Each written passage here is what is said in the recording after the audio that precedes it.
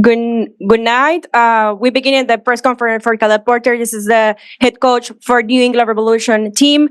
Please, the same way, raise your hand and you can make the question. If you are that wants to do question in Spanish, the head coach will be answering in English, but I can make the translation for the head coach if they want. So the first one. Hey, Caleb. Can you talk about playing without Carlos, and then were you surprised that the team played so well, offensively, especially without Carlos in the lineup? Am I surprised? No. We have good players. Obviously, Carlos is a very good player. So you wonder with him out if you're going to create as many chances and score as many goals, so that part I'm very happy with. With him out of the game, he's a huge chance creator for us. Obviously, he's a key in our game model when we play a 4-2-3-1, which is why we opted to change our formation.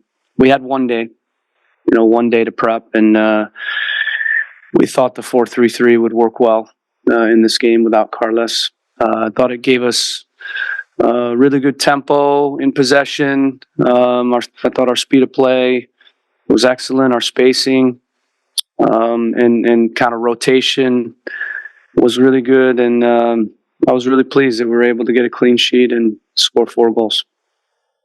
Hi, Caleb. Rich Thompson, Boston Herald. Just comment on that collaboration between Jones and Lima. I mean, your 2 outside backs scoring a beauty goal like that. Yeah, we've talked a lot recently just about our outside backs being more aggressive. They've been a little bit, for me, too tentative, not getting forward enough. And so that's been a point of emphasis. And I thought you saw today we were really aggressive with our outside backs on both sides, and I think it gave them, some problems for sure. And then we played with 2 inverted wingers as well, who could come inside and play between the lines.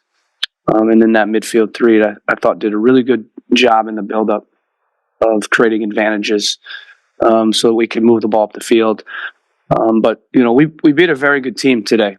I know the score line would suggest differently, but they're a good team. They're a good team. I've watched them play a lot, and they're very good with the ball. And I thought the first 10 minutes, they looked dangerous. And obviously the first goal, I think, kind of broke the game open a little bit for us, gave some confidence in life. And for us, it's a great result, especially considering we had 1 prep day and a quick turnaround. And, that's 5 games for us, and we've won 3 of them. And the other 2 league games, we played very well. So I think our guys showed that even though we haven't won in the league, that we're very confident still. And these guys believe in the way we're doing things and the approach that we have. Caleb, it seemed like tonight, maybe with the midfield 3 or whatever it was, you were able to create a lot of turnovers in midfield, and that led, in the case of the second goal, directly to it. I guess, what did you see from that particular part of the game? Yeah, I thought we were good in transition today. We knew that would be important because, we're playing a team that does want the ball and they want to be in the front half. And, we saw at times that maybe they could be vulnerable in transition. So, I think we were good in that phase of the game. And Caleb, just kind of specifically talking about one of the midfield players, can you just kind of talk about Ian Hartz and the impact he was able to make tonight? Yeah, I thought the midfield 3, found the right balance today. You always want, kind of the right balance of football and kind of ball winning. And I think those 3 guys brought a good balance of those 2 things today.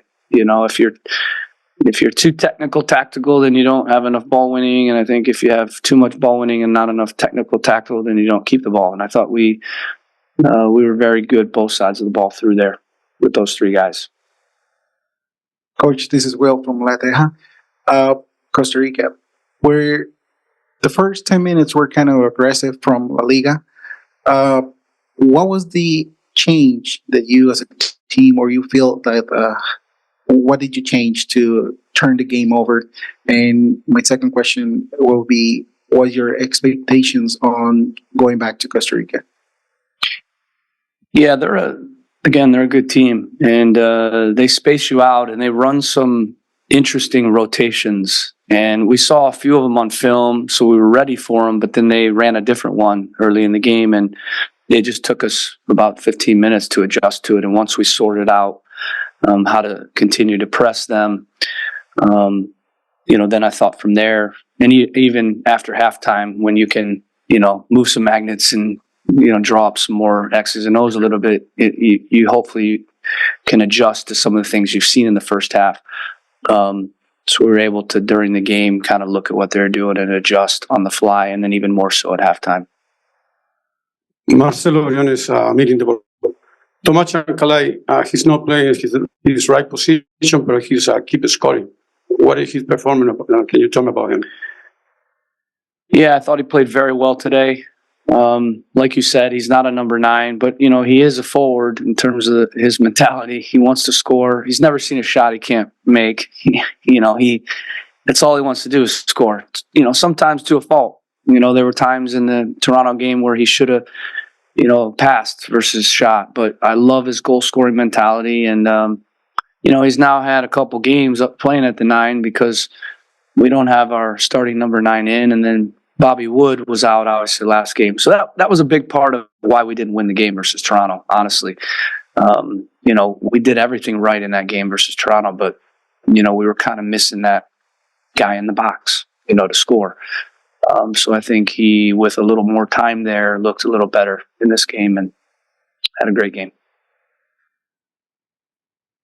Victor Valverde, Channel 13, Costa Rica. What level of soccer do you think Costa Rica has that keeps losing these games and games over and over? Mm-hmm. And do you remember any player that really got your attention? Do you think that player that was doing great in the game, like to be in the MLS from this game tonight in our Liga Deportiva Alajuelense? Any player that you think is really good for the MLS? Yeah, so I know the Costa Rican league very well. I mentioned early in the week that we played against Saprissa when I was with the Portland Timbers, and they knocked us out, actually. And then we ended up signing a few other players, David Guzman and Roy Miller. And then at Columbus, I signed Luis Diaz. So I think there's very good players in this league, and they're an extremely technical, tactical league. So I think it's a good league with good teams, and they're capable. I mean, it took Philly an extra time goal to advance versus Saprissa. Saprissa gave them all that they could handle, and I think 4 games ago it was 0-0 right against Saprissa, Alajuela. So I just think it wasn't their night tonight. I think we got on top of them with a couple goals and kind of turned it, and it got away from them a little bit. But this next leg is going to be extremely difficult. Extremely difficult. And they're going to throw the kitchen sink at us.